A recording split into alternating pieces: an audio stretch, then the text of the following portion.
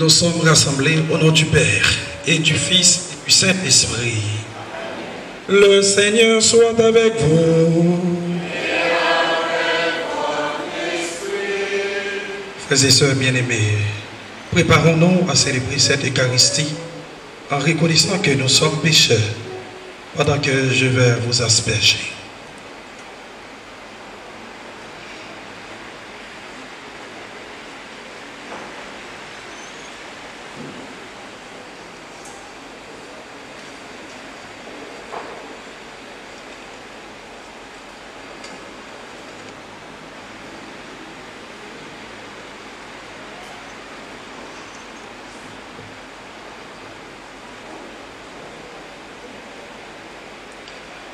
Dieu éternel, le Tout-Puissant,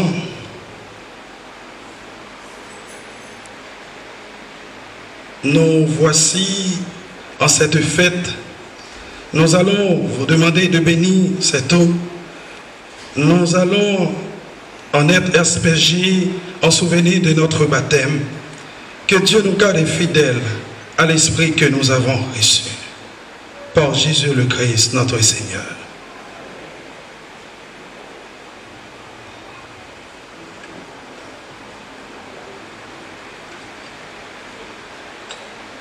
Amen.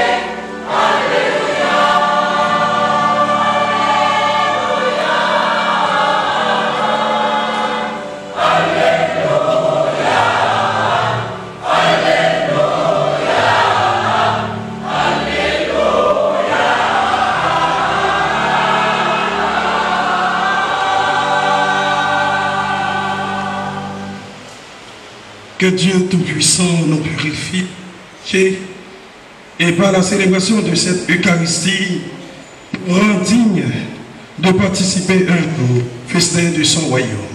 Par Jésus le Christ, notre Seigneur.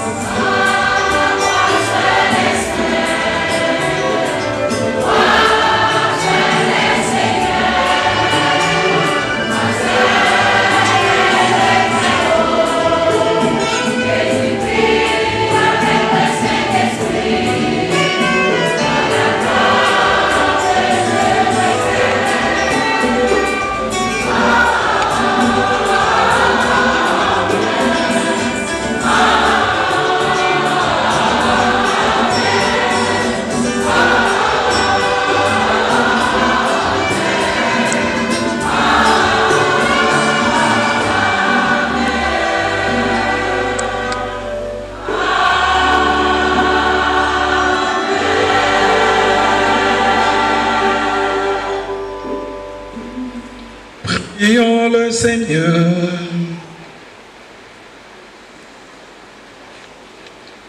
Dieu éternel tout-puissant, toi qui as fait monter jusqu'à la gloire du ciel, avec son âme et son corps, Marie la Vierge Immaculée, Mère de ton, fais que, attentif aux choses d'en haut, pour obtenir de partager sa gloire.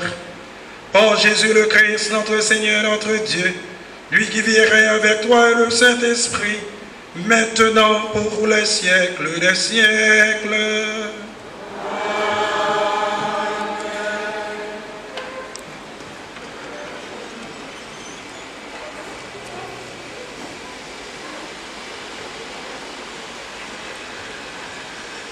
Première lecture.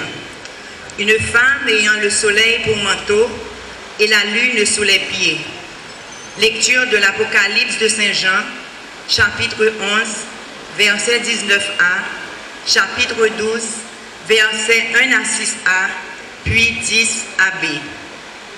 Le sanctuaire de Dieu qui est dans le ciel s'ouvrit, et l'arche de son alliance apparut dans le sanctuaire. Un grand signe apparut dans le ciel, une femme, ayant le soleil pour manteau, la lune sous les pieds, et sur la tête une couronne de 12 étoiles. Elle est enceinte. Elle crie dans les douleurs et la torture d'un enfantement. Un autre signe apparut dans le ciel, un grand dragon, rouge feu, avec 7 têtes, 10 cornes, et sur chacune des 7 têtes, un diadème. Sa queue entraînant le tiers des étoiles du ciel, les précipita sur la terre. Le dragon vint se poster devant la femme qui allait enfanter, afin de dévorer l'enfant dès sa naissance. Or, elle mit au monde un fils, un enfant mâle, celui qui sera le berger de toutes les nations, les conduisant avec un sceptre de fer. L'enfant fut enlevé jusqu'auprès de Dieu et de son trône, et la femme s'enfuit au désert, où Dieu lui a préparé une place. Alors j'entendis dans le ciel une voix forte qui proclamait: Maintenant voici le salut, la puissance et le règne de notre Dieu. Voici le pouvoir de son Christ. Parole du Seigneur.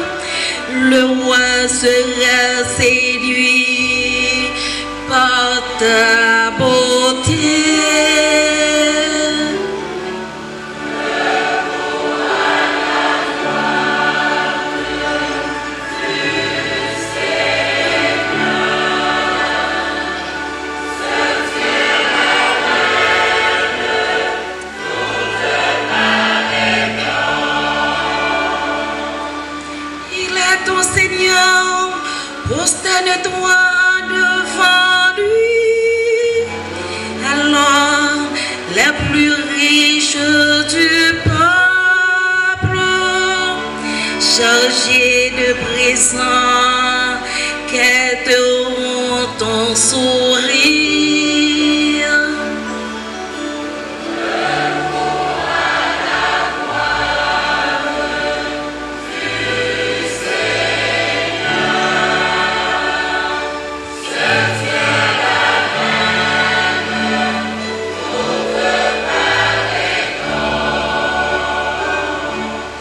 Fille de roi, elle a la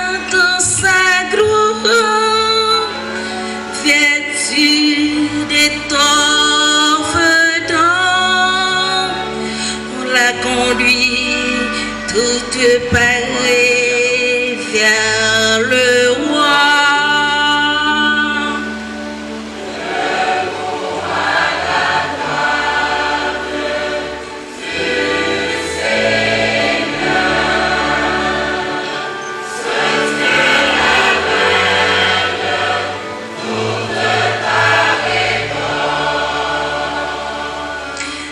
Jeune fille, ses campagnes lui font cortège.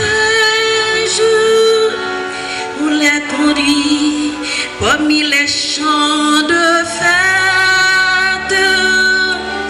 Elle s'entre au palais du roi.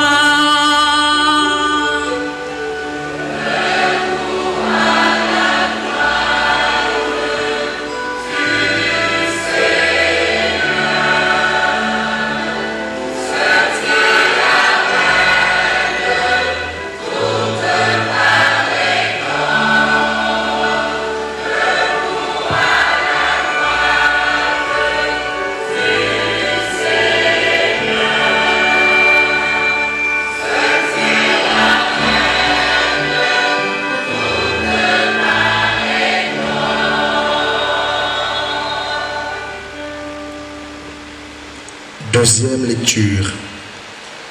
En premier, le Christ. Ensuite, ceux qui lui appartiennent. Lecture de la première lettre de Saint Paul apôtre aux Corinthiens, chapitre 15, les versets 20 à 27a. Frères, le Christ est ressuscité d'entre les morts, lui, premier ressuscité parmi ceux qui se sont endormis. Car la mort étant venue par un homme, c'est par un homme aussi que vienne la résurrection des morts. En effet, de même que tous les hommes meurent en Adam, de même, c'est dans le Christ que tous recevront la vie, mais chacun à son rang. En premier, le Christ, et ensuite, lors du retour du Christ, ceux qui lui appartiennent. Après, alors, tout sera achevé. Quand le Christ remettra le pouvoir royal à Dieu son Père, après avoir anéanti parmi les êtres célestes toute principauté, toute souveraineté et puissance. Car c'est lui qui doit régner jusqu'au jour où Dieu aura mis sous ses pieds tous ses ennemis. Et le dernier ennemi qui sera anéanti, c'est la mort, car il a tout mis sous ses pieds. Parole du Seigneur.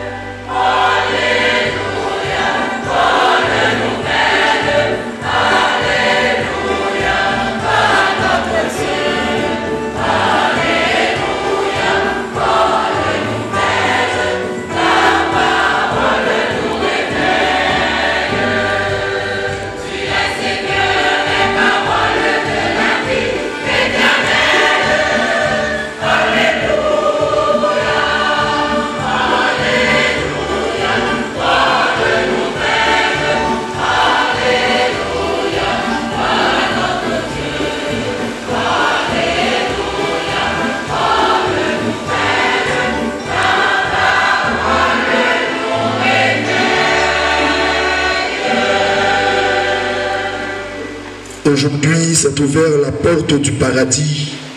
Marie est entrée dans la gloire de Dieu. Exultez dans le ciel tous les anges.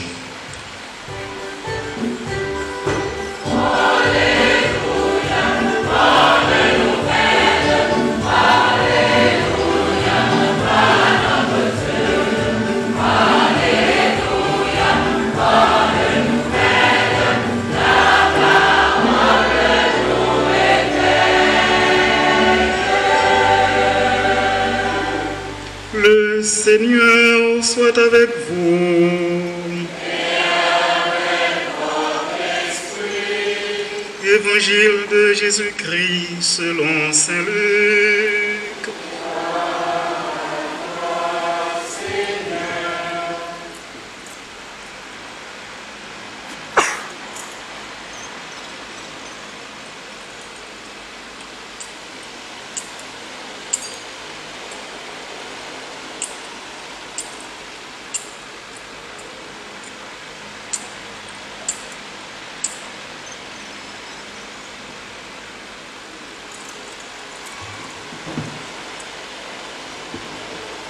En ces jours-là, Marie se mit en route et se rendit avec empressement vers la région montagneuse dans une ville de Judée.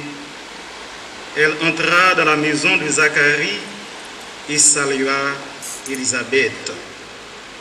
Or, quand Élisabeth entendit la salutation de Marie, l'enfant tressaillit en elle. Alors, Élisabeth fut remplie d'Esprit Saint et s'écria d'une voix forte: Tu es bénie entre toutes les femmes, et le fruit de tes entrailles est béni. D'où m'est-il donné que la mère de mon Seigneur vienne jusqu'à moi? Car lorsque tes paroles de salutation sont parvenues à mes oreilles, l'enfant a tressailli d'allégresse en moi. Heureuse celle qui a cru à l'accomplissement des paroles qui lui furent dites de la part du Seigneur. Marie dit alors: Mon âme exalte le Seigneur, exulte mon esprit en Dieu mon Sauveur. Il s'est penché sur son humble servante. Désormais, tous les âges me diront bienheureuse. Le puissant fit pour moi des merveilles, saint est son nom. Sa miséricorde s'écorde en s'étend d'âge en âge sur ceux qui le craignent. Déployant la force de son bras, il disperse les superbes. Il renverse les puissants de leur trône. Il élève les humbles. Il comble de bien les affamés. Renvoie les riches les mains vides. Il relève Israël, son serviteur.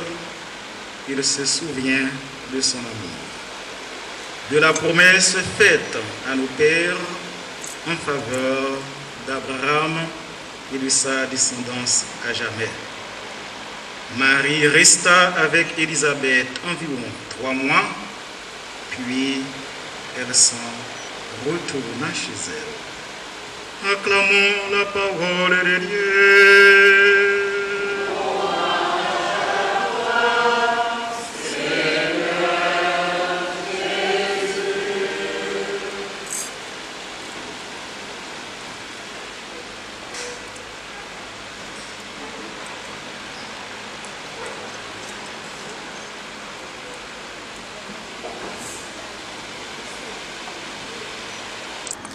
Frères et sœurs bien-aimés, chacune et chacun d'entre nous garde au cœur le souvenir des grandes fêtes de l'Assomption que nous avons vécues avec un grand peuple assemblé dans une paroisse quelconque où nous pouvions nous laisser porter par la joie de ce peuple. Mais aujourd'hui, tels que nous sommes, avec nos pauvretés, nos misères, nous ne sommes pas invités à vivre une joie de nostalgie. Nous sommes invités à recevoir aujourd'hui la joie que le Seigneur nous donne. Elle ne correspond pas aux critères que beaucoup imaginent de la fête, mais elle est la fête en notre cœur. Comme Jean-Baptiste tressaillit dans le sein d'Élisabeth à la vue de Marie. Nous sommes invités à nous laisser toucher par la visite de la Vierge. et entrer dans la joie que Elisabeth exprime et qui exprime aussi la joie de toute l'Église. Frères et sœurs bien-aimés, dans la première lecture, nous avons entendu que l'évangéliste Saint Jean a dit ceci. Un grand signe apparut dans le ciel, une femme ayant le soleil pour manteau, la lune sous les pieds et sur la tête une couronne de 12 étoiles. Elle est enceinte, elle crie dans les douleurs et la torture de l'enfantement. Cette femme dont l'évangéliste Saint Jean a eu la vision et qu'il nous décrit dans le livre de l'Apocalypse, cette femme, c'est l'Église, confrontée au dragon, personnification du mal, qui s'enchaîne sur les croyants, mais aussi sur tant de nos contemporains, broyés par l'injustice, la misère, la haine et la violence multiforme. Frères et sœurs bien-aimés, cette femme est aussi Marie, la mère de Jésus, qui aujourd'hui, dans son Assomption, entre dans la gloire de Dieu. Elle aussi a connu les douleurs et la torture de l'enfantement. Lorsque celui qu'elle avait mis au monde a connu rejet et mort abominable sur une croix. Mais aujourd'hui encore, elle connaît la douleur et la torture de notre propre enfantement, puisqu'elle a un rôle privilégié pour mettre au monde de la sainteté des membres du corps du Christ, ses frères, c'est-à-dire vous et moi. Le vieillard Simeon le lui avait annoncé lors de la présentation dans le temple. Ton enfant sera un signe de contradiction et toi, ton âme sera transversée de glaive. Luc chapitre 2, verset 35. Marie et l'Église sont désormais indissociables. Nous ne pouvons aimer Marie sans aimer l'Église. Nous ne pouvons devenir membres actifs de l'Église sans invoquer Marie comme notre maman. Frères et sœurs bien-aimés, avec Marie, l'Église se met en route pour aller à la rencontre de la vie. Elle rend visite aux femmes et aux hommes, et au-delà des stérilités apparentes, elle est à la garde de ce qui naît, de ce qui est possible, de la vie qui palpite en eux. Frères et sœurs bien-aimés, avec Marie, l'Église se réjouit et chante. Au lieu de se lamenter sur son sort et sur les malheurs du monde, elle s'éveille de ce qui est beau sur la terre et dans le cœur des hommes, car il reconnaît l'œuvre de Dieu. Avec Marie, frères et sœurs bien-aimés, l'Église se sait enveloppée de l'amour gratuit, de Dieu qui a des entrailles de mère. Elle a vu Dieu, guettant avec grande anxiété l'improbable retour d'un fils prodigue. Elle a vu se jeter à son cou, passer à son droit l'anneau de la fête et organiser lui-même la fête de retrouvailles. Elle a vu s'invitant chez Zachée, le riche, perché sur son sycomore et manifestant sa prédilection pour les marginaux, les pécheurs publics, les étrangers et les lépreux, et même pour le métrier crucifié à ses côtés. Alors, vous comprenez, frères et sœurs bien-aimés, l'Église, comme Marie, ne désespère de personne. Elle n'était pas la mèche qui fume encore. Quand elle trouve quelqu'un sur le bord de la route, blessée par la vie, elle s'est saisie de compassion et avec une infiniment douceur, elle soigne ses blessures. Elle est la porte assurée, toujours ouverte, le refuge des pécheurs, la mère de miséricorde, Mère miséricordieux. Frères et sœurs bien-aimés, c'est vrai, nous sommes dans l'intervalle, dans le temps de l'histoire humaine.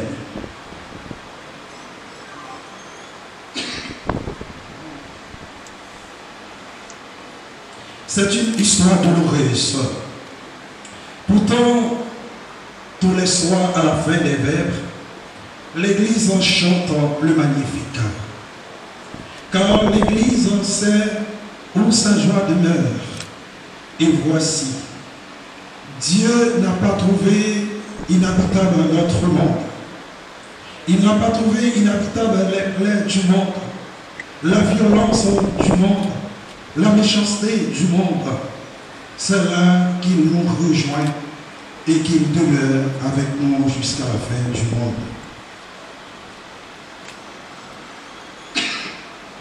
Et là, sur la croix, frères et sœurs bien-aimés, nous avons vu la miséricorde, le cœur ouvert de notre Dieu. C'est là, au pied de la croix, qu'un peuple est né, un peuple marial.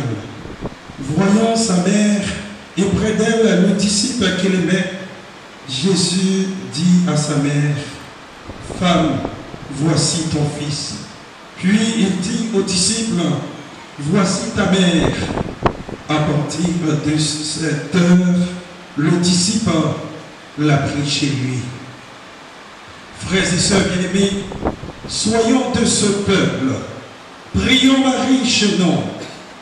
Entrons avec elle dans l'âme et déchirant bonheur d'aimer et d'être aimé. Et l'Église sera de ce monde, comme le disait Saint Thérèse de Lisieux, un cœur brillant d'amour.